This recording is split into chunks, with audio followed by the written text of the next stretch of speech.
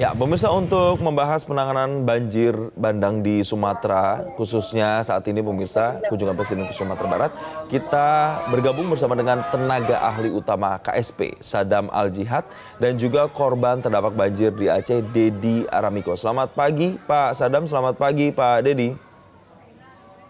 Selamat pagi Pak Mas Johnson. Ya, baik, terima kasih telah bergabung bersama kami. Kami mau ke Pak Dedi terlebih dahulu, Pak. Pak Dedi, ini boleh disampaikan, Pak, saat ini kondisi di tempat Bapak atau di wilayah Bapak sudah berangsur membaik? Apakah bantuan juga sudah sampai ke sana atau bagaimana, Pak? Ya Pak, untuk kondisi di Aceh Tengah sendiri saat ini eh, sudah tersampaikan, tetapi masih banyak yang belum bisa dijangkau tentang logistik ataupun evakuasi. Karena di sini kami eh, terisolir selama 15 hari. Nah, pada saat itu juga kami juga sangat-sangat membutuhkan eh, adanya penanganan yang intensif dari pemerintah tentang keisoliran di daerah kami, Pak. Oke, Pak Dedi, untuk yang paling esensial, kami melihat di media sosial kan banyak sekali yang masih belum dapat air bersih, listrik juga belum nyala. Kalau di tempat Pak Dedi di Aceh Tengah seperti apa, Pak? Kondisi saat ini sama. Kondisinya kami juga terbatasan air bersih, listrik juga saat ini belum bisa di normal karena banyak-banyaknya tiang-tiang yang saat ini belum diperbaiki, Pak. Tiang-tiang. Oke, Pak Dedi, untuk bantuan sebenarnya apa yang paling dibutuhkan oleh para pengungsi di sana, Pak? Untuk saat ini bantuan yang kami sangat butuhkan yaitu bantuan-bantuan sembako, dan pangan, dan juga pakaian, juga air bersih, Pak. Oke, kebutuhan-kebutuhan pokok sampai air bersih, makanan-makanan begitu yang paling dibutuhkan ya, Pak. Nah, ini kan pemerintah juga ada upaya untuk bisa nanti menyiapkan huntara, Pak, atau hunian sementara. Ini warga di sana sudah tahu informasi itu, Pak, sudah tersosialisasikan? Untuk informasi tersebut, Pak,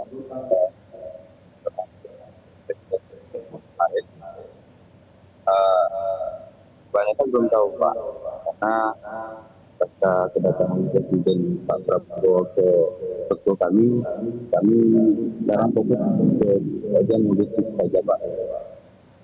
Oke, Pak Dedi, mohon maaf suaranya agak mengalami gangguan. Saya tanya lagi, Pak. Jadi belum tahu ya, Pak, informasi soal adanya pembangunan huntara ini, Pak. Sosialisasi soal ini, Pak. Ya, untuk sosialisasi sementara kami saat ini belum ada informasi Oke. terkait pembangunan itu, Pak. Tetapi kami berharap kepada Bapak Presiden juga pemerintah pusat agar secepatnya segera membangun hunian sementara itu, Pak. Itu harapan Baik. kami dari para korban. Oke, waktu Presiden berkunjung ke Aceh, Pak, nah wilayah Bapak ini termasuk yang juga dikunjungi oleh Presiden, dan apa yang disampaikan Presiden waktu itu yang Bapak ingat, Pak? Ya, benar, Pak. Jadi Bapak Prabowo sendiri langsung berkunjung ke posko kami, yaitu terletak di Masjid Al-Abrar, Kecamatan Kebayakan, Kabupaten Aceh Tengah. Di situ beliau juga menyampaikan terkait uh, terkait ketersediaan tentang sembako di posko kami, Pak. Juga beliau mengecek langsung keadaan para pengungsi, dan juga beliau juga sempat memberikan statement bahwasanya akan membangun hunian sementara di daerah kami, Pak, atau di desa kami. Baik. Memang sudah ada informasi itu tapi belum disebarluaskan secara merata. Mungkin nampaknya belum ada kejelasan yang pasti teknisnya seperti apa. Kita akan tunggu sama-sama. Pak Dedi, terima kasih atas waktunya bersama kami di Breaking News Metro TV. Dan kami harapkan di sana bantuan bisa segera datang di sana, Pak. Dan pemirsa, kami juga akan membahas terkait upaya-upaya bantuan yang saat ini sedang difokuskan oleh pemerintah bersama Pak Sadam dari KSP. Pak Sadam, melihat upaya bantuan, kunjungan yang saat ini dilakukan oleh Presiden dan juga jajaran. Tapi banyak juga Pak di video-video dan pemberitaan yang belum masuk Pak, belum bisa terjangkau karena daerah-daerahnya masih terisolasi Pak. Apa upaya terkini yang bisa dilakukan mengingat ini sudah 2 pekan lebih? Ya, ya, yang pertama adalah yang Pak Wapres juga sudah sampai ke Aceh ya, Mas. Jadi memang terlihat bahwa ada 95 jembatan yang memang sudah amblas. Tapi namun saya kira ada beberapa jembatan sudah mulai diperbaiki. Ada jembatan Beli ataupun jembatan Aramco. Nah di situ yang terhubung antara Biren dengan Aceh Tengah juga dengan Takengon itu jembatan Tepin Mane juga sudah bisa dilalui. Kemudian jembatan Tepin Redep juga sudah akan bisa dilalui. Tadi juga sedikit menjawab terkait dengan Huntara ya. Untuk memberikan informasi juga di Aceh Tengah itu ada 13 titik Pak Dedi terkait dengan Huntara yang sudah disampaikan oleh Pusdatin BNPB. Itu ada di Linge, ada di Bintang, ada di Luttawar, ada di Kebayakan, Ketol, Unip, nah serta ada beberapa daerah lainnya. Tapi juga ini kita lihat bahwa ternyata ada daerah-daerah yang memang rawan bencana. Jadi ini sedang dievaluasi terkait dengan Huntara ini juga. Nah setelah ini kemarin juga ketika di rapat paripurna kabinet itu jelas Pak Presiden menegaskan bahwa hari Minggu ini akan mulai dibangun Huntara dengan jumlah 2.600 Huntara di berbagai macam titik yang kemudian memang secara usulan itu dari pemerintah kabupaten. Nah, pemerintah kabupaten sendiri terkait dengan kedaruratan itu sudah ditransfer terkait dengan anggaran 4 miliar per kabupaten kota. Nah, kemudian ada 20 miliar per provinsi. Nah, kemudian juga terkait untuk nanti kita terkait dengan kur ya piutang kur petani dan juga UMKM itu dihapus. Jadi untuk kestabilan ekonomi juga kemudian negara memikirkan itu ada 7,8 triliun satu Sumatera ketika piutang kur dari petani dan juga UMKM itu dihapus. Kemudian selain itu di Aceh Tengah juga tadi saya ingin sampaikan bahwa rumah sakit sudah mulai bisa beroperasi dan juga tenaga kesehatan juga sudah ada 1.000 tenaga kesehatan dari berbagai macam kampus yang sedang proses dikirim kembali, artinya memang penambahan selain TNI Polri yang memang ada di daerah-daerah terisolir, terutama ada 4 daerah, saya kira ada 3-4 daerah di Aceh, yaitu Gayun Lues, ada Aceh Tengah atau Takengon, kemudian ada juga Bener Meriah dan juga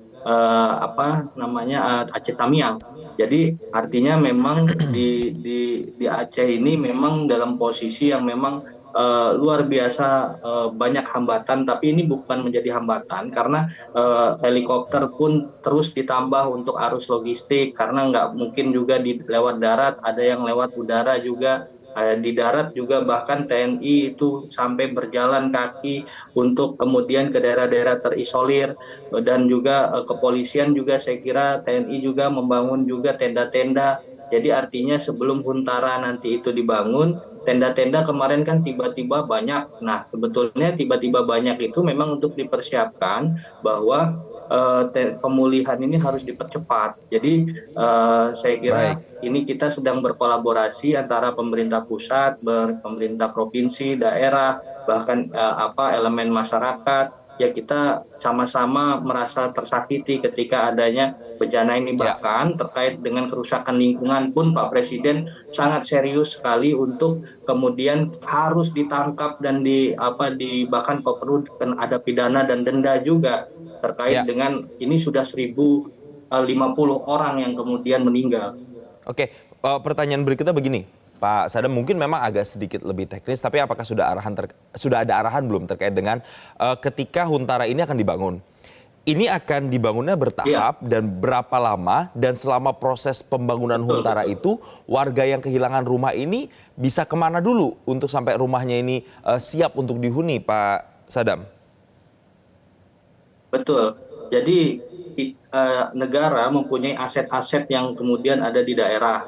Ya, contoh misalkan ada BLK dan sebagainya di Kementerian Tenaga Kerja, BP2MI juga. Nah, itu bisa dialihfungsikan. Kemudian apa ya Huntara itu ada tempat-tempat yang memang kita udah mendata di Aceh itu ada 35.000 rumah yang memang rusak berat. Nah, ini yang kemudian menjadi sebuah prioritas nanti yang rumah-rumah yang kemudian memang masih bisa dibenahi apa kemudian dibersihkan dan sebagainya. Nah, ini tentara TNI Polri akan kemudian membantu dengan sigap untuk membersihkan. Kemudian ada juga aset-aset dari BUMN dan lain sebagainya itu yang kemudian apapun yang menjadi aset negara di tanah Aceh, kemudian di Sumatera Utara, di Sumatera Barat itu nanti bisa dialihfungsikan untuk tempat-tempat sementara. Artinya memang Pak Presiden dalam langkah-langkah ini kan akan ada langkah-langkah yang panjang sebetulnya Hmm, terkait dengan pembangunan. Kalau kita berkaca untuk Huntara itu bisa 3 bulan, 3 bulan ini 100 hari. Nah, apa namanya Huntap itu juga ini akan panjang memakan waktu, tapi makanya ada aset-aset pemerintah yang memang harus dipercepat untuk kemudian warga bisa mendapatkan ketenangan paling tidak tadi juga ada terkait mata pencahariannya itu kemudian diganti rugi dalam tanda kutip, dibebas hutangkan oleh negara, kemudian Kemensos juga akan memberikan BLT bagi korban bencana, ada jumlahnya relatif, ada yang 5 juta, ada yang 15 juta. Nah, ini yang hmm, kemudian kalau di zaman saat gempa Jogja ada namanya jaduk atau jatah hidup. Nah, ini yang hmm. kemudian untuk survival ataupun bertahan sama-sama kita untuk melewati bencana ini. Jadi artinya negara akan memperhatikan betul-betul setiap warga negaranya untuk kemudian ada persoalan-persoalan kehidupan yang memang harus Baik, diberikan solusi. Dan juga denda terhadap perusahaan-perusahaan yang merusak lingkungan. Itu oke. pun yang bahasa Pak Presiden ketika di Sumatera Barat kita akan ambil maling-maling ini uang-uangnya untuk ke rakyat lagi gitu.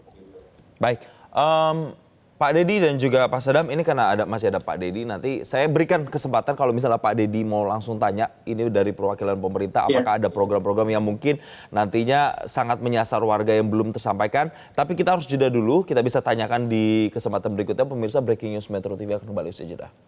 Dan pemirsa, Anda kembali bersama kami di Breaking News Metro TV. Sekarang saya kembali lagi melanjutkan dialog bersama dengan Pak Dedi, salah satu korban terdampak di Aceh Tengah.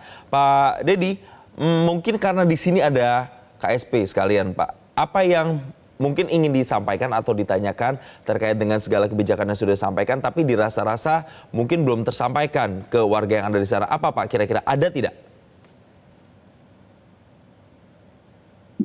Ya, saya sendiri yang menjadi korban banjir bandang di Kampung Berairi, Kecamatan Kebayokan, Kabupaten Desa Tengah, sangat memohon kepada pemerintah pusat untuk segera membangun rumah sementara. Karena saat ini kondisi kami di posko pengungsian eh, yang sangat minim karena kami di sini eh, kebutuhan untuk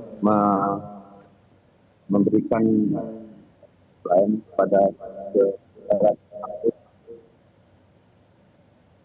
bagian untuk di pengungsian sangat merasakan banyak kekurangan. Tentunya di sini kami memohon kepada pemerintah pusat walaupun ada itu hunian sementara segera dibangun untuk agar bisa kami beraktivitas kembali. Kami menunggu apa-apa saja yang diberikan pemerintah pusat kepada kami korban banjir bandang dan tanah longsor di Kampung Mendali, Kecamatan Kebayakan, Kabupaten Aceh Tengah. Iya, Pak, Harapan sebelum kami juga untuk pembangunan hunian sementara itu kalau bisa kami memohon tidak jauh dari area kampung kami ini. Karena di situ kami juga sehari-hari bekerja dan lahan kami menggarap pertanian atau nelayan bisa untuk menyambung hidup untuk sehari-hari. Baik, Pak Dedi, sebelum saya ke Pak Sadam, tadi di tengah-tengah ketika menjelaskan soal bantuan, tadi ada sebut kata kekurangan, kalau tidak salah Pak, koreksi kalau saya salah. Ini betul ada tadi Bapak menyebutkan itu ada kekurangan, kalau ada apa Pak kekurangannya Pak? Mumpung langsung bisa disampaikan. Ya, untuk saat ini kondisi di Aceh Tengah masih terisolir di jalur darat Pak. Karena selama ini memang untuk bantuan yang diberikan oleh pemerintah pusat kita melalui jalur udara Pak yang kami lihat. Karena memang saat ini untuk penerobosan jalur darat memang sama sekali belum bisa dilalui. Jadi untuk kebutuhan kami di posko sudah pasti Pak banyak keterbatasan, juga banyak kekurangan. Jadi untuk 960 jiwa yang ada di posko kami banyak Pak dan juga lebih banyak itu perhatian dari pemerintah pusat kepada kami para korban di bandang dan motor. Baik, Pak Dedi dan juga Pak Sadam, nanti saya akan minta tanggapan dari Pak Sadam untuk menjawab tadi beberapa masukan begitu ya, bersuara yang disampaikan oleh Pak Dedi. Tapi kita harus jeda terlebih dahulu, pemirsa. Breaking news masih akan kami lanjutkan usai jeda headline news. Tetaplah bersama kami.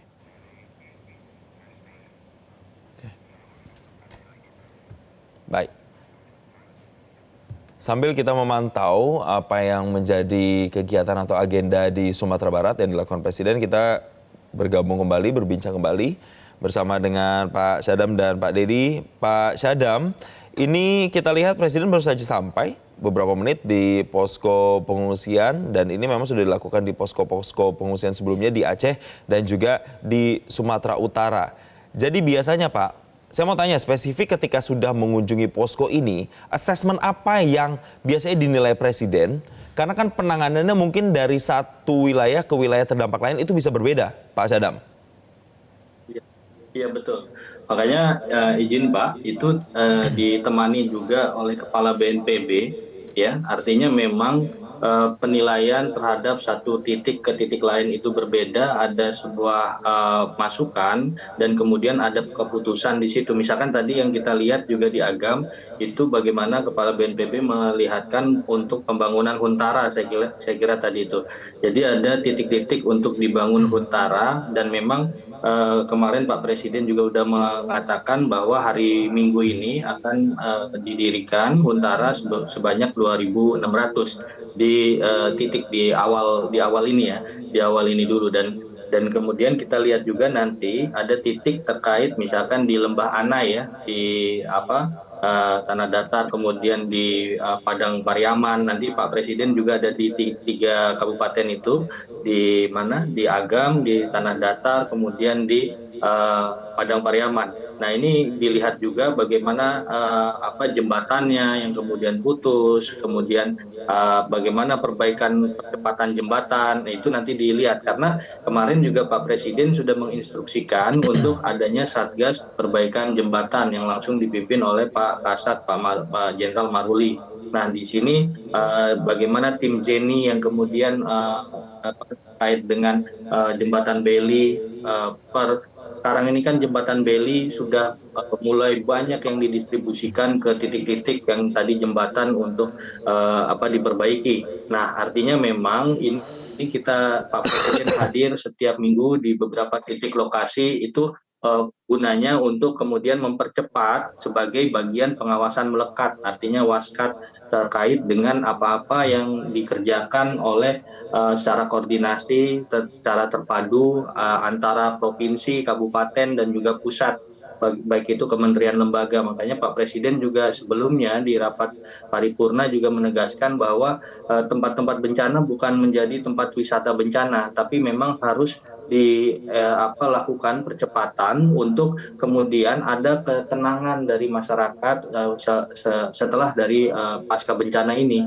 Jadi memang titik-titik yang memang didatangi Pak Presiden dengan penilaian tertentu itu langsung disampaikan oleh Kepala BNPB tadi, Mas. Jadi apa yang kemudian menjadi rekomendasinya di situ di satu waktu itu bisa menjadi sebuah keputusan. Jadi ketika ada persoalan perlu penambahan misalkan Huntara yang tadinya 2.600 kiranya di titik lokasi ini ada perlu penambahan, maka Pak Presiden kemudian bisa saja untuk kemudian menyampaikan oke, ini harus dipercepat dengan penambahan sekian titik lagi dan sebagainya. Nah, inilah fungsi ketika kepemimpinan yang humanitarian yang dilakukan Pak Presiden. Oke, Pak Syadam, artinya saya mau tegaskan, ketika dikatakan, misalnya Huntara deh, kita melihat artinya mungkin antara Aceh Tamiang dengan di Kabupaten Agam, ini mulai pembangunan Huntaranya bisa berbeda, melihat situasi terkini dan skala prioritasnya begitu Pak? Betul. Jadi memang kan titiknya kan berbeda. Yang pertama ada daerah aliran sungai yang memang tidak boleh, misalkan ada titik-titik rawan. Nah, ini diidentifikasi. Tadi misalkan ada keinginan kayak misalkan di Aceh Tamiang untuk daerah-daerah yang memang harus di dekat dengan hunian yang sebelumnya, misalkan di rumah sebelumnya. Nah, ini kan ada usulan dari pemerintah kabupaten kota yang mengusulkan titik-titik Huntara itu. Jadi sebelum BNPB meng-ACC, maka ada usulan dari pemerintah kabupaten kota terkait titik-titik Huntara. Artinya pemerintah kabupaten kota juga melihat bahwa ini titik yang paling pas, titik yang memang tidak terlalu jauh dari warga dan sebagainya. Jadi bukan pemerintah pusat yang mengusulkan titik-titik lokasi itu, karena yang mengetahui titik-titik lokasi itu di mana itu pemerintah kabupaten kota. Nah, pemerintah pusat meng-ACC-nya kemudian mempercepat untuk pembangunannya melalui Kementerian PKP dan juga Kementerian PU, terutama di situ. Ini kita melihat visual terkininya memang Presiden Prabowo Subianto bersama dengan Kepala BNPB tadi kembali ke site map yang menunjukkan nampaknya ini rencana pembangunan Huntara begitu Pak. Jadi kalau sejauh ini disampaikan oleh Presiden Prabowo Subianto bagaimana Pak persebarannya, kan tadi kalau tidak salah Pak Sadam menjelaskan ada 2.600 Huntara yang akan dibangun. Ini persebarannya akan bagaimana Pak? Sumatera Utara berapa, Sumatera Barat, Aceh berapa? Ya, itu untuk untuk titik lokasi yang memang dianggap ini ya krusial ya. Artinya memang tempat-tempat yang memang terisolir, kemudian tempat-tempat yang krusial. Kita ketahui bahwa dari anggaran saja untuk Aceh itu 25 triliun. Dan dari Sumatera Barat itu 12 triliun, dari Sumatera Utara itu 13 triliun. Artinya memang dari sini saja kita bisa melihat bahwa titik di Aceh itu dari 2.600 itu akan 50% lebih banyak daripada di Sumatera Utara dan Sumatera Barat. Tapi setelah itu ini berangsur-angsur, kita mencatat ada 150.000 rumah yang dari Aceh, Sumatera Utara dan Sumatera Barat yang memang harus dibangun. Tapi kan ini ada identifikasinya. Ada yang kalau dari rumah saja itu 35.000 rumah yang rusak berat di Aceh. Di Sumatera Utara itu ada 10.000 rumah. Di Sumatera Barat ada 6.000 rumah. Artinya, jadi kita melihat skala prioritasnya dari wilayah yang paling terdampak banyak di awal hunian yang rusaknya begitu ya Pak ya, yang itu adalah di Aceh.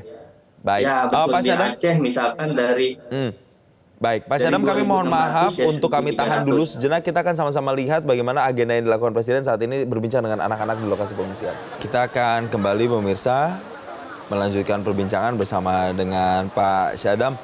Pak Syadam, salah satu hal menarik tadi kita sudah banyak singgung soal Huntara yang akan dibangun secara perlahan, melihat juga skala prioritas di setiap berbeda melalui asesmen yang sudah dilakukan. Tapi yang juga tidak kalah menarik ketika tadi Pak Presiden Prabowo mengunjungi anak-anak di sana. Saya langsung teringat Pak, kalau anak-anak ini bagaimana dengan pendidikan mereka juga? Kalau sekolah-sekolah ini kan juga dibutuhkan ketika anak-anak ini sudah 2 pekan lebih tidak sekolah. Mereka juga tidak bisa terus-terusan untuk tidak belajar. Ini bagaimana Pak untuk spesifik program pendidikan di sana Pak? Ya, Pak Mukti dari Menteri Dikdaksmen juga sudah mengatakan ya, betul ada 3.274 sekolah yang terdampak. Ya, terdiri dari 767 PAUD, kemudian 1.340 SD, kemudian ada 621 SMP, ada SMA juga 268, SMK 136. Nah, kita melihat bahwa sekolah-sekolah yang terdampak ini ada total 276.000 siswa, sementara gurunya ada 25.000 guru yang memang terdampak. Nah, bagaimana ini kemudian terkait dengan sekolah ini? Maka Pak Presiden menginstruksikan dari Kemendikbudristek itu untuk membangun namanya sekolah darurat. Nah, sekolah darurat ini didirikan dengan memang sementara ini ketika memang sekolahnya masih bisa dibersihkan, kemudian ya bisa dibersihkan. Tapi kalau tidak, itu menggunakan fasilitas negara ataupun dengan tenda-tenda ataupun posko-posko yang memang sudah dikirimkan juga tenda-tenda itu, lebih dari 2.000 tenda itu dikirimkan. Nah, ini yang kemudian ini persiapan untuk sekolah darurat.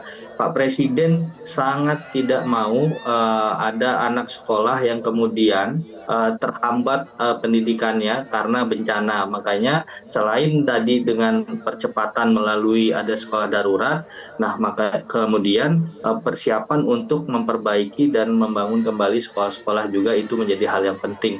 Nah, itulah yang kemudian kenapa ada dukungan dari namanya R3P, Rencana Rehabilitasi dan Rekonstruksi Pasca Bencana. Itu juga untuk membangun fasilitas pendidikan. Nah, di situ bahkan Pak Presiden memikirkan di rapat paripurna itu apakah ini berbentuknya badan atau satgas nanti ke depannya untuk kemudian bisa mempercepat terutama di pendidikan. Selain itu ada fasilitas kesehatan, selain itu ada fasilitas umum, kemudian ada tadi jembatan, ruas jalan, dan inilah yang memang harus dipercepat dan memang konsentrasinya Pak Presiden dan Wakil Presiden juga setiap hari, setiap minggu itu memantau langsung dan juga memonitoring dari kerja-kerja itu. Nah, dari Pak Presiden itu kan kemudian ada MBG dan juga SPPG. Nah, ini juga dialihkan juga ke tempat-tempat pengungsian. Di Sumatera Barat saja itu ada saya kira ada 56 SPPG yang kemudian mendistribusikan setiap hari SPPG MBG itu sebanyak paket 180.000 paket. Nah, ini yang memang selain dapur umum yang dari Kementerian Sosial atau dari BNPB atau dari TNI Polri, program prioritas Presiden juga terkait dengan MBG itu dimanfaatkan sebesar-besarnya untuk pengungsi yang ada di Aceh, terutama tetap ketika anak-anak sekolah tetap ada makanan yang bergizinya gitu saya kira. Baik, sebelum kita mengakhiri perbincangan bersama dengan Pak Dedi, saya mau kasih kesempatan Pak Dedi terakhir. Pak, tadi bahas Huntara sudah, akses sudah, tapi saya mau lebih spesifik lagi dengan keadaan masyarakat di sana. Bapak boleh sampaikan bagaimana sih kondisi psikologis misalnya warga yang ada di sana, atau mungkin Pak, kondisi kesehatan masyarakat atau warga di sana seperti apa? Tapi kami tahan dulu karena nampaknya Presiden Prabowo akan menyampaikan pesannya dalam kunjungan kali ini. Kita simak bersama pemirsa. Ya, saya kasih kesempatan lagi ke Pak Dedi. Kami kembali ke Pak Dedi. Jadi Pak, tadi mohon maaf terputus karena Presiden menyampaikan sejumlah hal. Apa Pak yang ingin disampaikan terkait dengan kondisi kesehatan, baik itu psikis dan juga kondisi kesehatan fisik dari masyarakat di sana? Ada yang butuh penanganan serius misalnya Pak Dedi? Ya Pak, saat ini kondisi kami di Koso juga sangat membutuhkan itu pemulihan mental, Pak. Mental untuk para korban banjir bandang yang ini kan perlu ada penanganan ekstra, Pak. Karena pasca kejadian juga para korban saat ini enggan dan takut melihat kondisi tempat tinggal saat ini, Pak. Baik, kita langsung meminta tanggapan dari Pak Syadam. Pak Syadam, jadi bagaimana nih Pak dengan trauma healing juga, dengan kondisi mereka yang mungkin punya bawaan penyakit khusus juga, atau mereka yang terdampak secara kesehatan, ini akan seperti apa Pak penanganannya Pak? Iya, sebetulnya ini sudah trauma healing ini sudah dilakukan juga ya, walaupun memang apa namanya mungkin ada 1-2 titik yang memang masih ada yang belum, tapi ya ada beberapa titik juga sudah. Artinya memang trauma healing ini menjadi hal yang penting dan juga hal yang harus dilakukan. Makanya kemudian ada penambahan terkait dengan personil terutama di TNI Polri ini juga melakukan trauma healing, dan juga ada penambahan dari tenaga kesehatan. Tenaga kesehatan ini kemarin Kementerian Kesehatan itu menegaskan bahwa akan ada 600 sampai 1.000 tenaga kesehatan yang kemudian ditambah lagi.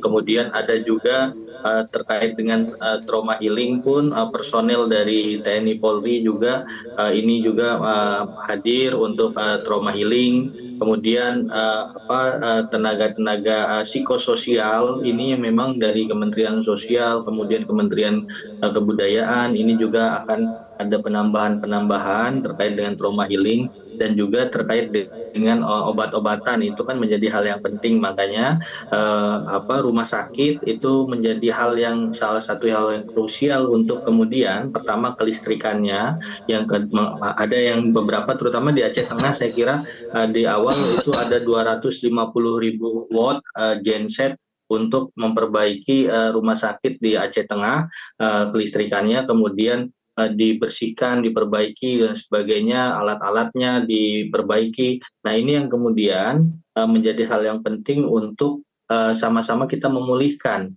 Nah, di sisi lain juga ada para relawan masyarakat itu datang juga ke Aceh, datang ke Sumatera Utara, datang ke Sumatera Barat, ya salah satunya melakukan trauma healing. Ada teman-teman aktivis juga, saya kira itu juga ada yang mensupport juga terkait dengan trauma healing. Dan negara dalam hal ini membuka ataupun dengan gagasan open government, artinya terbuka untuk semua pihak. Ayo kita bersama-sama gotong royong, kita bersama-sama bahu-membahu untuk melakukan terutama trauma healing dan juga tenaga kesehatan. Begitu juga pemerintah provinsi di masing-masing, ada Jawa Barat, ada Jawa Tengah, ada Jawa Timur, ada Jakarta, ada Kalimantan Selatan, Kalimantan Timur, Sulawesi Selatan, Sulawesi Barat, Sumatera Selatan, itu kemudian silih berganti itu mendukung juga dari sisi dukungan anggaran kedaruratan dan juga obat-obatan, ada pakaian dan sebagainya. Nah, ini yang memang kita sistem kolaboratif, sistem gotong royong. Yang mudah-mudahan dengan kerja keras semua pihak, bukan hanya pemerintah pusat tapi juga pemerintah provinsi di masing-masing provinsi, kemudian ada pemerintah kabupaten kota yang tidak meninggalkan satu warganya. Kalau bahasa Pak Gubernur, Pak Mualim, kita nggak boleh cengeng sebagai pemimpin. Artinya kalau pemimpinnya cengeng, ya masyarakatnya juga menjadi gundah gulana. Nah, di sini kita sebagai pemerintah dan juga sebagai pemimpin, Pak Presiden juga menunjukkan ketika hari ini juga ke Sumatera Barat, kemudian Wapres ke Aceh, ini setiap minggu akan hadir pimpinan negara untuk apa? Untuk memberikan motivasi dan semangat bahwa kita bisa melewati proses pasca bencana ini, dan kita dengan adanya pengawasan melekat yang langsung dari pimpinan-pimpinan negara ini yang kemudian mempercepat situasi pasca bencana. Kan kita kadang disampaikan kalau Pak Presidennya balik kemudian listriknya mati lagi atau ininya berkurang lagi. Nah, makanya kemudian ada gap yang memang harus diperpendek sehingga pimpinan-pimpinan negara day to day itu ada yang standby di lokasi-lokasi bencana. Bukan hanya presiden dan wakil presiden, tapi juga menteri-menteri terkait, Menko, kepala badan dan sebagainya itu langsung terjun ke titik-titik bencana untuk mempercepat pemulihan pasca bencana ini. Itulah hari ini ya kita sama-sama berjuang, sama-sama berjuang keras, sama-sama dengan kemandirian kita untuk kemudian menuntaskan pasca bencana ini. Ya, Saya kira itu. Pak. Dari sisi Pak anggaran Sadam. juga pemerintah pusat sangat siap untuk kita sama-sama Ya. mendukung daerah-daerah yang terdampak untuk pemulihan pasca bencana. Saya kira itu Ya. yang paling penting. Terima kasih. Pas sekali Pak Syadam menyinggung soal anggaran, saya juga mau tanya itu Pak. Jadi ada Kemensos ini kan menganggarkan nantinya ada bantuan, misalnya bantuan isi rumah 3 juta rupiah, ada bantuan mereka untuk yang Betul, betul. korban luka-luka itu 5 juta rupiah dan korban yang meninggal dunia itu 15 juta rupiah. Ini bagaimana Pak mekanismenya, penyalurannya, asesmennya akan seperti apa Pak, dan apakah akan langsung serentak di 3 wilayah di Aceh, Sumbar, dan Sumut atau seperti apa? Iya, yang pertama adalah kita mengidentifikasi, ini kan dalam proses eh, bagaimana evakuasi korban, kita melihat korban yang hilang. Sekarang sudah mulai turun ya, artinya ya memang kita tidak menginginkan bahwa korban yang hilang itu ya jadi kemudian insya Allah mudah-mudahan bisa selamat, tapi kalaupun akhirnya wafat ya memang ya kemudian itulah pertanggungjawaban negara untuk mencari korban yang hilang. Nah, sekarang korban yang meninggal itu ada 1.060, kemudian kita lihat juga ada pengungsi juga, ini kemudian mulai berkurang nih Mas. Jadi dari 600.000 sekarang menjadi 500.000. Kemarin sebelumnya sampai 900.000. Nah, bahkan artinya apa? Artinya titik-titik pengungsi sudah mulai berkurang, kemudian ada di tempat-tempat ya persiapan tadi Huntara, dan juga ada tempat-tempat posko-posko yang lebih layak lagi. Artinya memang di sini menjadi pusat perhatian kita. Yang kedua, tadi anggaran yang tadi 3 juta rupiah, kemudian 5 juta rupiah dan 15 juta rupiah. Nah, ini indikatornya itu tadi kita sedang mengidentifikasi semuanya dari korban-korban yang terdampak. Nah, nanti kemudian itu akan disalurkan di masing-masing kabupaten kota ya dengan pengawasan ataupun dengan dari Kementerian Sosial. Artinya memang seperti halnya ketika Kemendagri menyalurkan ke kabupaten kota 4 miliar per kabupaten. Itu kemudian 3 hari dari Pak Presiden menginstruksikan itu sudah ditransfer. Nah, di sini pun ketika ini sudah diidentifikasi dari pemerintah kabupaten kota, ada sekian yang harus dibantu, yang meninggal, kemudian yang kekurangan dan sebagainya. Nah, ini nanti identifikasi itu selain dari BNPB yang dibantu BPBD itu ada dari kabupaten kota. Nanti setelah itu masuk ke Kementerian Sosial dan akhirnya nanti ditransfer ataupun disupport dengan anggaran tersebut. Nah, ini insya Allah dalam waktu cepat, itu dalam waktu singkat, ketika karena anggarannya sudah siap, Pak Purbaya juga sudah menegaskan, Pak Menteri Keuangan, dari 51,82 triliun yang ada di rancangan rehabilitasi dan rekonstruksi pasca bencana, Pak Purbaya justru menyiapkan 60 triliun. Artinya memang dalam posisi ini terkait dengan kedaruratan, saya lihat kemarin di anggaran ada 2,9 triliun, 49 triliun itu terkait dengan rekonstruksi. Nah, dalam posisi ini semua sudah siap anggarannya. Nanti Pak dari Kementerian Keuangan secara teknis, Kementerian Sosial nanti akan silih berganti akan tadi dengan sistem yang tadi saya sampaikan, ada identifikasi dari bottom up gitu. Saya kira itu Mas. Baik. Terakhir saya mau ke Pak Dedi. Pak Dedi, sudah ada rencana bantuan-bantuan sampai dengan jaminan hidup, ada uang Rp10.000 per hari juga wacananya sudah disampaikan. Jadi Pak Dedi, mungkin ingin disampaikan apa Pak terkait dengan bantuan-bantuan atau rencana bantuan yang sudah disampaikan ini Pak? Silakan Pak Dedi. Ya Pak, jadi kami dari korban berharap kepada pemerintah pusat adanya pendampingan khusus ataupun pengawasan khusus terkait bantuan yang telah diberikan kepada kami, agar bantuan tersebut tepat sasaran dan tidak ada penyelewengan dalam bencana ini, Pak. Baik. Terima kasih Pak Dedi Nah, atas izin. waktunya bersama kami. Dan semoga kita doakan nanti bantuan-bantuannya itu tidak ada penyelewengan dan bisa sampai ke masyarakat dengan maksimal begitu. Terima kasih Pak Dedi atas waktunya bersama kami di Breaking News. Saya mau langsung tanya lagi ke Pak Syadam kalau begitu. Pak, ada suara untuk kemudian supaya ini terkawal, supaya bantuan-bantuan rupiah Betul. ini sampai ke yang membutuhkan. Bagaimana Pak supaya mencegah adanya penyelewengan Pak? Pak Presiden sudah menegaskan ini berdasarkan Undang-Undang Nomor 19 Tahun 2019 terkait dengan tindak pidana korupsi.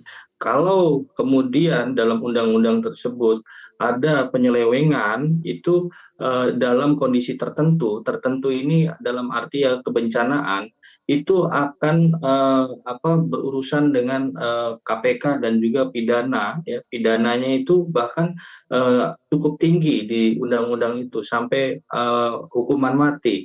Artinya memang kalau ada hal-hal yang melakukan penyelewengan terutama anggaran itu Rp1 saja itu tidak terdistribusi ke masyarakat secara tepat sasaran, maka akan ada pertanggungjawaban siapa yang bersalah nanti di situ akan diperiksa. Artinya pengawasan akan ada dari KPK, kemudian dari terkait dengan Undang-Undang Tipikor ya, KPK, kemudian kejaksaan dan sebagainya. Artinya pejabat-pejabat yang terkait yang ketika berhubungan dengan keuangan, kemudian logistik dan sebagainya, menahan barang dan sebagainya, ini akan ada pemeriksaan yang intensif.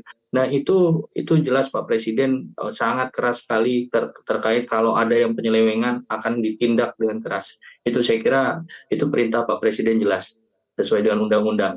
Terima kasih. Masih soal bantuan tunai Pak, ada jaminan hidup sementara juga. Ini informasinya saya dapat ada Rp10.000 per hari. Tapi bukankah ini masih pakai indeks yang lama Pak? Maksud saya begini, apakah KSP juga bisa mendorong nilai Rp10.000 Bisa. itu lebih disesuaikan dengan kondisi ekonomi saat ini juga Pak? Ya, saya kira tadi yang saya sampaikan juga ini kan berkaca jaduk ketika di Jogja, kemudian hari ini. Nah, nanti kita lihat Pak Presiden, saya yakin ketika dari kabupaten kemudian meminta dari Kementerian Dalam Negeri 2 miliar, Pak Presiden langsung menggandakan jadi 4 miliar. Dan ini kita akan mendorong juga terkait dengan jaminan hidup tadi. Saya kira juga selain itu tadi yang saya sampaikan juga ada pemotongan piutang kur juga. Satu Sumatera 7,8 triliun ternyata kalau dihitung daripada hutang kurnya. Nah, ini yang meringankan beban masyarakat terkait juga UMKM dan juga petani-petani di sana.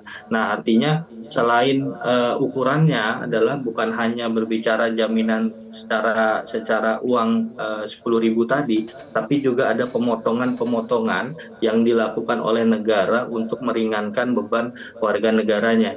Selain itu juga bagaimana negara hadir untuk mengganti rugi apa yang kemudian terjadi di korban-korban terdampak. Nah, itu yang saya kira menjadi penting. Tapi terima kasih tadi masukannya. Nanti kemudian KSP akan menginformasikan dan mendorong di kementerian terkait, terutama Kementerian Sosial. Terima kasih. Baik Pak Syadam, kita bahas Huntara sudah, kita bahas bantuan tunai dan juga jaminan hidup sementara sudah. Sekarang saya mau masuk lagi ke masalah kesehatan Pak di sana. Rumah sakit tadi Anda katakan ini sudah beroperasi di sejumlah wilayah, ada 1.000 tenaga kesehatan juga yang dikirim kembali begitu Pak ke sejumlah wilayah di sana. Bagaimana Pak memaksimalkan rumah sakit ini supaya bisa menangani mereka-mereka yang terdampak banjir dan juga longsor di sana Pak? Iya. Nah, makanya tadi rumah sakit yang terisolir itu menjadi prioritas, bahkan kelistrikan yang diupayakan sebelum listrik hidup ini pakai genset dengan dibawa melalui helikopter 2,5 ton yang dibawa untuk terutama tadi di Aceh Tengah juga itu sudah hidup. Nah, tapi setelah itu kan kita harus ada pembersihan dan sebagainya. Nah, ini TNI Polri yang kemudian bergerak ya pasukan-pasukan di situ.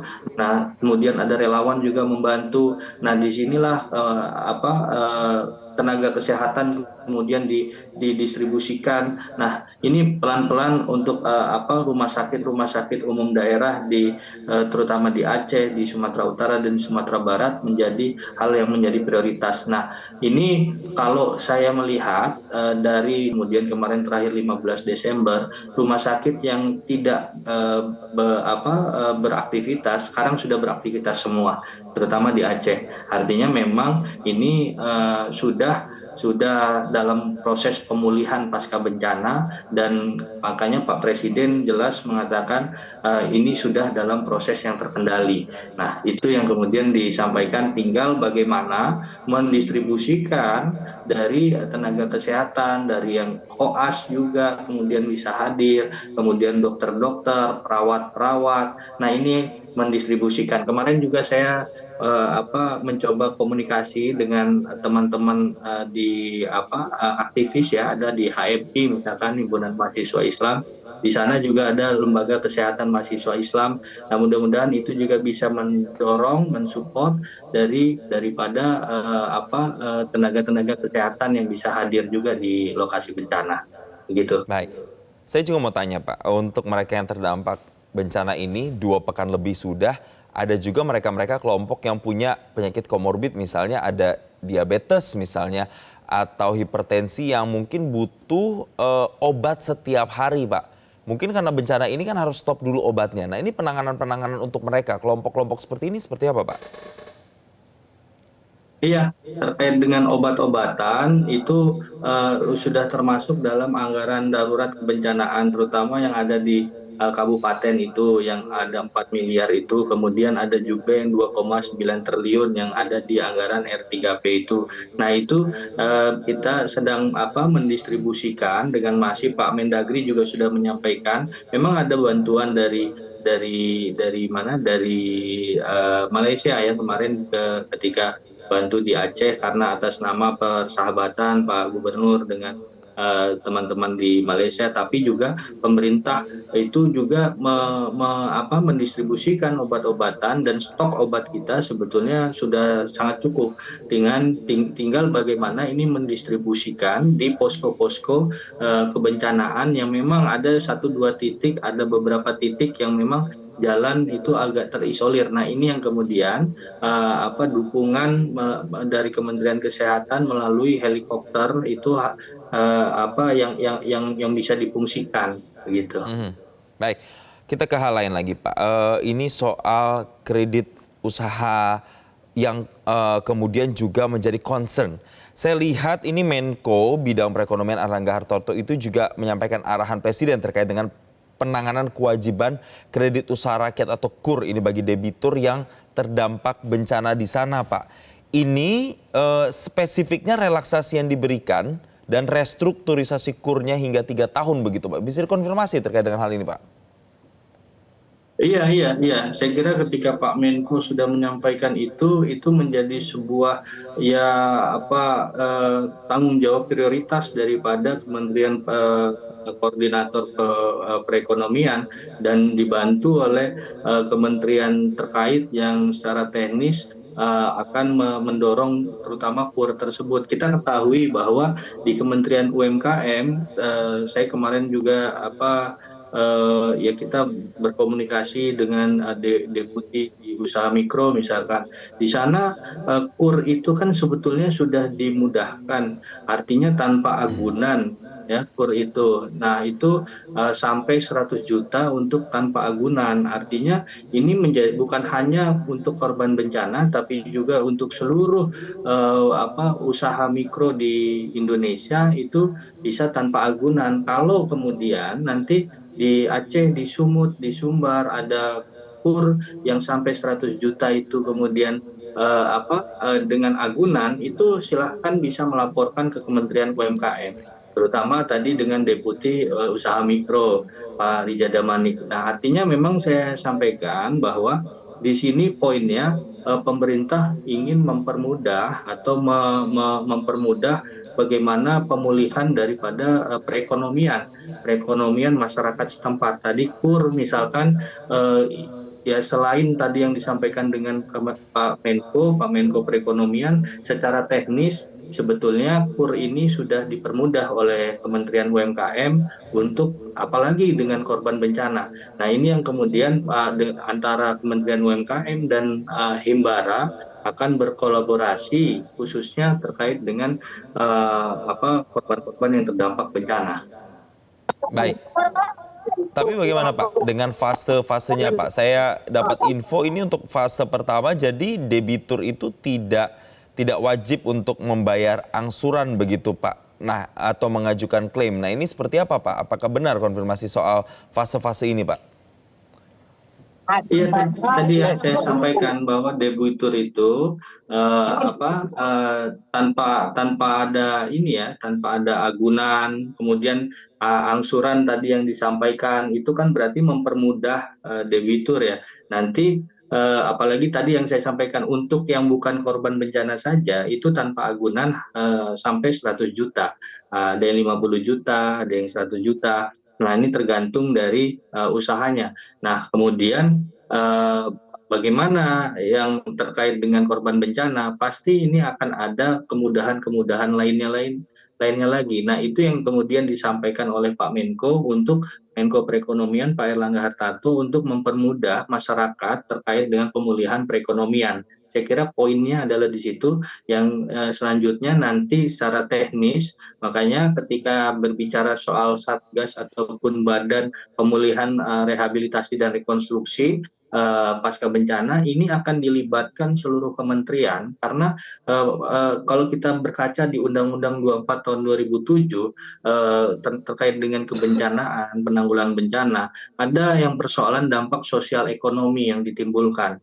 Nah, dampak sosial ekonomi yang ditimbulkan ini harus berhubungan dengan lintas kementerian dan lembaga terkait. Nah, inilah yang kemudian dari Satgas atau badan yang akan dibentuk oleh Pak Presiden akan mempercepat dengan bagaimana kolaborasi lintas kementerian itu untuk kemudian bisa mempercepat terutama tadi misalkan perekonomian KUR. Artinya akan ada pelibatan lintas kementerian dan juga lintas kementerian koordinator untuk kemudian mempercepat pemulihan ini. Nah, inilah yang saya maknai bahwa penanganan secara nasional dilakukan dengan seluruh kabinet harus terlibat untuk terkait dengan kebencanaan ini.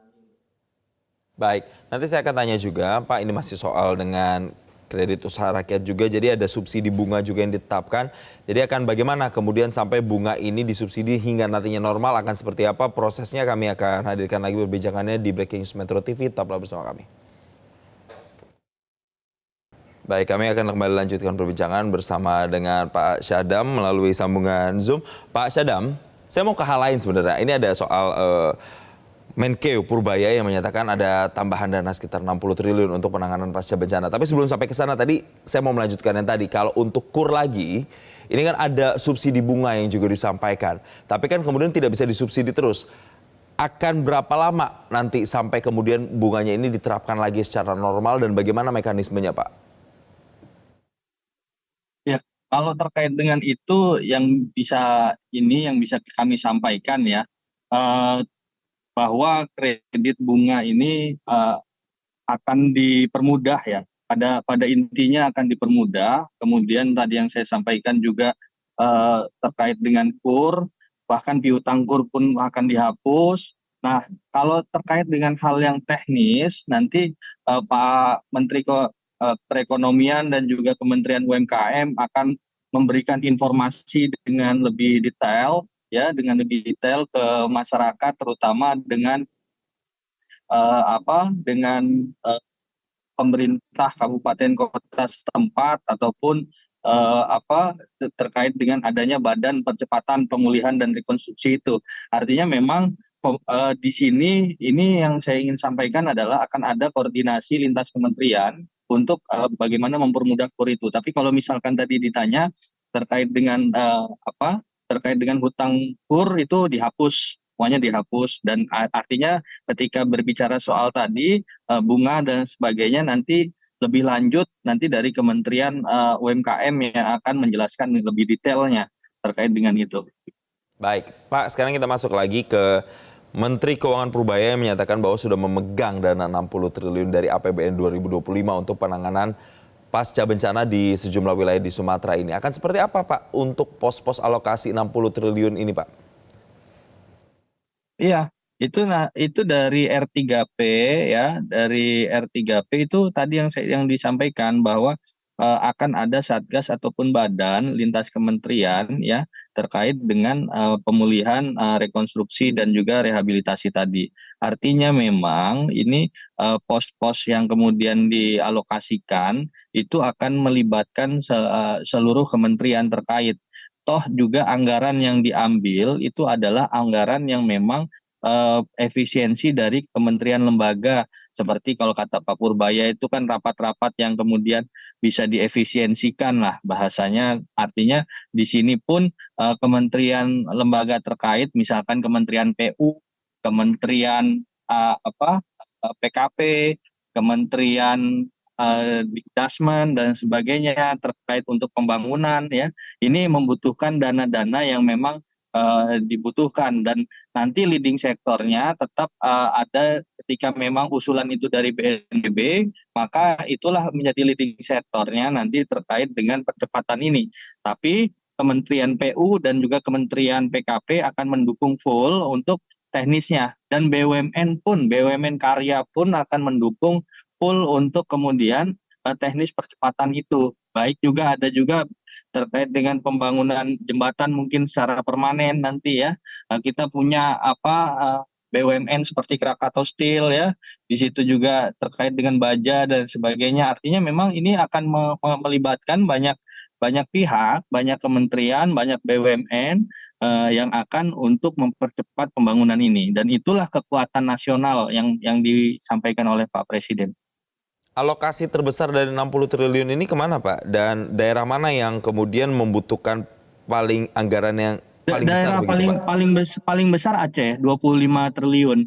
Yang kedua ada Sumatera Barat, Sumatera Utara ada 13 triliun, kemudian di Sumatera Barat ada 12 triliun.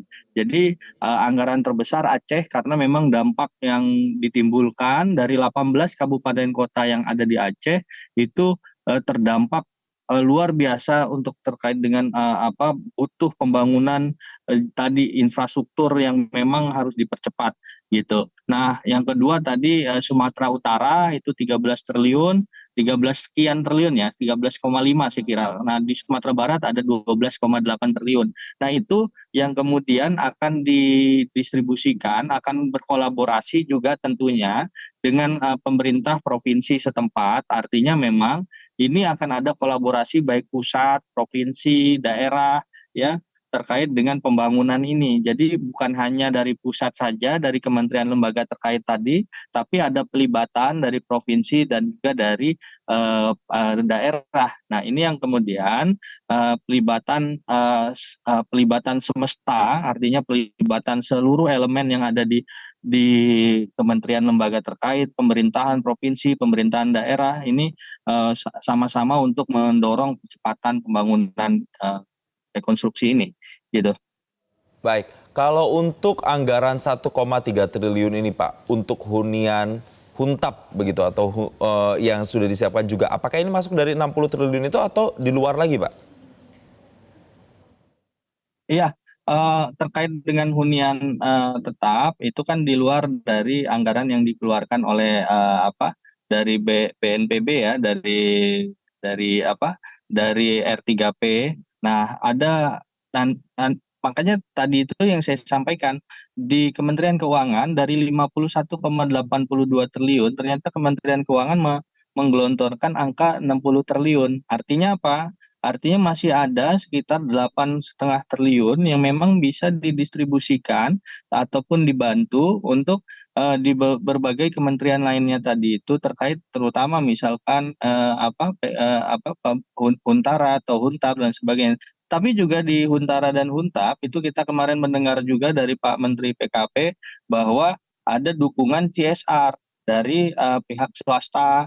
Artinya ini kolaborasi ini sangat kuat untuk kemudian mempercepat pembangunan tersebut gitu. Nah, yang selanjutnya lagi kita juga bisa melihat bahwa kerja-kerja dari Satgas PKH itu akan lebih kencang lagi, lebih cepat lagi, terutama nanti akan diidentifikasi sampai dendanya dari perusahaan-perusahaan tersebut. Nah, ini Pak Presiden juga sudah membuktikan ketika kemarin ada persoalan tipikor misalkan di kejaksaan, akhirnya ada 13 triliun yang diambil oleh negara.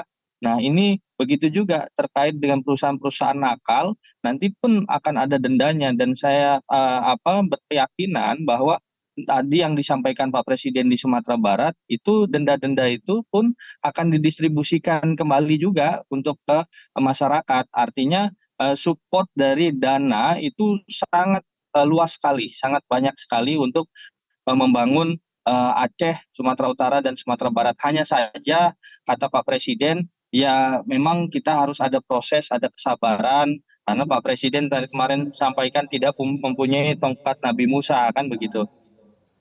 Baik, ini butuh waktu begitu ya Pak. Tapi dari sekian triliunan yang sudah kita Butuh bahas ini, waktu.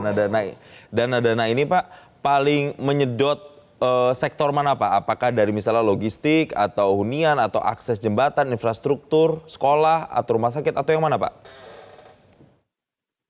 Iya, merata. Kita bisa melihat bahwa dari saya lihat dulu sedikit ada data dari BNPB ya.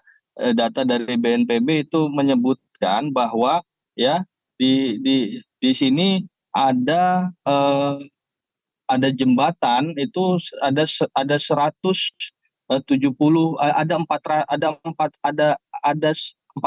jembatan yang memang eh, roboh.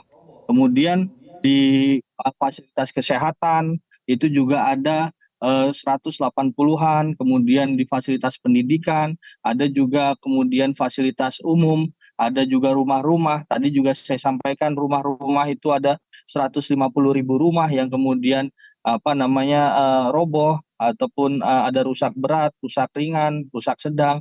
Dan di sini kita melihat bahwa prioritasnya semuanya menjadi prioritas. Semuanya menjadi prioritas. Kita tidak bisa mengatakan bahwa yang pentingnya misalkan rumah atau yang pentingnya jembatan, semuanya menjadi prioritas. Tapi langkah awalnya yang dilakukan, kenapa jembatan dulu? Karena distribusi logistik yang memang harus didahulukan. Itu yang pertama, terkait dengan kedaruratan. Tapi ketika untuk pembangunan, ini akan berjalan dengan paralel, dengan simultan. Semua kementerian lembaga terkait akan membantu untuk mempercepat. Pihak swasta pun akan berkolaborasi. Saya kira di provinsi pun akan seperti itu untuk kemudian nanti percepatan pembangunan di berbagai macam sektor itu akan dipenuhi. Begitu juga sekarang sudah ada 1.000 alat berat ya yang kemudian didistribusikan, ada eskavator dan lain sebagainya. Nanti ketika sudah ada satgas ataupun badan ini, saya kira di awal tahun nanti akan segera ini dibentuk satgas dan atau badan ini yang nanti akan kemudian bekerja dengan keras untuk pembangunan ini gitu. Bahkan sebetulnya sebelum ada satgas ini dari Kementerian PU sudah bergerak untuk tadi ada pembangunan dan juga Kementerian PKP sudah bergerak ada pembangunan Kuntara gitu. Jadi artinya ini semua berjalan dengan simultan dengan paralel untuk kemudian kita mempercepat proses ini. Kalau begitu terakhir Pak Sadam, ini karena jembatan adalah salah satu yang krusial karena menyangkut logistik juga, akses juga ke sana. Jadi bisa disampaikan tidak mungkin estimasinya akan kapan jembatan-jembatan ini targetnya bisa rampung supaya bantuan benar-benar bisa lancar ke sana Pak? Karena ini sudah 2 pekan lebih pasca bencana terjadi Pak. Iya, tadi disampaikan estimasinya ya. Estimasinya ya ini jembatan Beli sudah dikirim ada 50 jembatan Beli, ada 50 bahkan lebih ya. Nanti ini dalam proses lagi. Nah, ini yang kemudian memang bertahap ya, bertahap. Ini yang kemarin saya sampaikan juga dari 18 jembatan sudah rampung di Aceh saja, misalkan sudah ada 8 jembatan. Nah, yang kemudian ada jembatan-jembatan yang levelnya itu di provinsi ataupun di nasional, ada juga di jalan-jalan kabupaten. Nah, ini juga akan dirampungkan. Nah, ini semua memang memakan waktu, tapi kita target ya 100 hari pertama nanti ini semuanya sambil berjalan jembatan, sambil berjalan huntara, ini semuanya bisa dirampungkan. Nanti akan ada progresnya satu sama lain. Itu yang paling penting, Pak. Baik, terima kasih Sadam Al-Jihad, tenaga ahli utama KSP telah memberikan informasinya bersama kami di Breaking News Metro TV. Jelajahi cara baru mendapatkan informasi. Download Metro TV Extend sekarang.